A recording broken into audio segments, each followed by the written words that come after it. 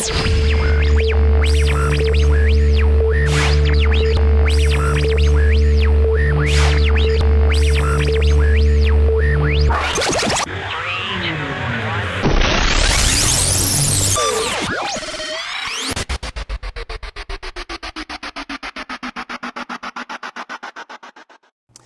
some point, quite a long time ago, way before we were involved, the agency in New York said, let's create a song.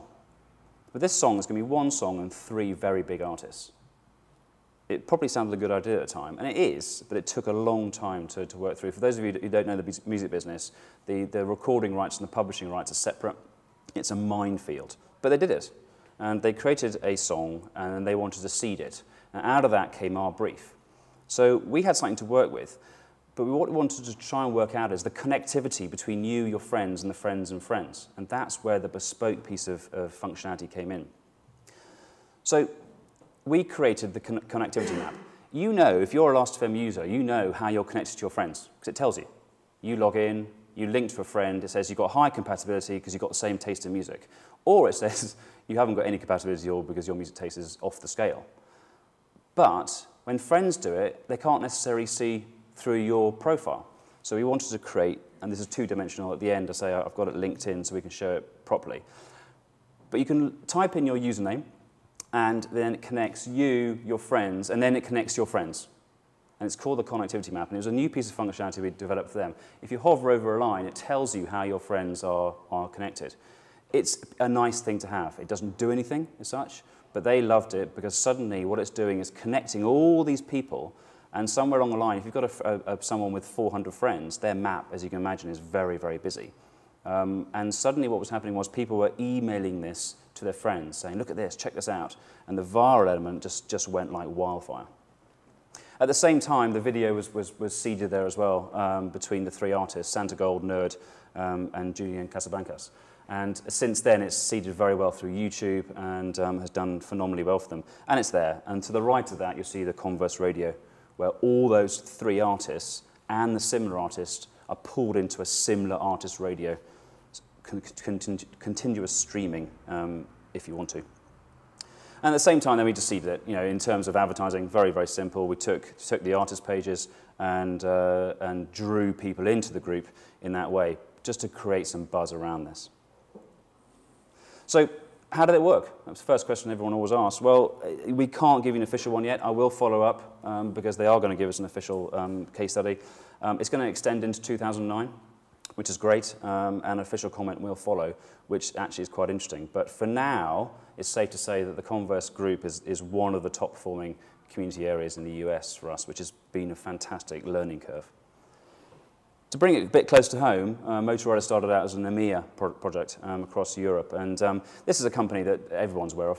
It launched in 1928. It's got some good, robust brand loyalty, but they seem to have lost their way in the last few years, which I'm sure we can all agree with. They wanted to come to us and say, I know we haven't got reach, but what you do have is these influencers. We want to target these specifically to try and seed the new E8 phone. Engage across the globe. They wanted multiple entry points. It wasn't about coming to a homepage and then finding something. It was about seeding this 08, and they wanted a long-term continuous dialogue. Long-term is 6 months. This is quite funny. The E8, for those of you who haven't seen it, one touch. It goes from a player to a camera to a phone with one touch. You haven't got to go through menus. It's actually quite a cool product, but of course it's in a very, very crowded marketplace. So what we wanted to do straight away is demonstrate the functionality. We wanted to gain some trial, and we wanted to reappraise Motorola as a brand. So we actually we've chosen not to push Motorola as a brand. We chose to push Rocker, which is what their franchise is called. So again, we kind of, execution was the community page, but this has only anchored it for each country. The fundamentals here were that we wanted to start to pull and have a reason for these consumers to reach. It was a summer music festival. At the beginning of the summer, there's lots of festivals. I'm sure you've all been, or some of them, there's thousands. But which one do you go to? So this functionality, all the data always existed on the back end. This functionality didn't. You put your username in, and it tells you, through your listening habits, who you should go and see at a festival. So in Reading, I should go and see the Killers, Manic Street Preachers. Someone else on my team put it in, they should go and see someone else. It's a fantastic way of using your listening habits and telling you what you should go and see. Print it out, take it with you. We then seeded that across the service in the usual way. At the same time, then we wanted to look for trial, so we launched a competition. Tell us, i.e. Motorola, what song they should use next in the next TV ad.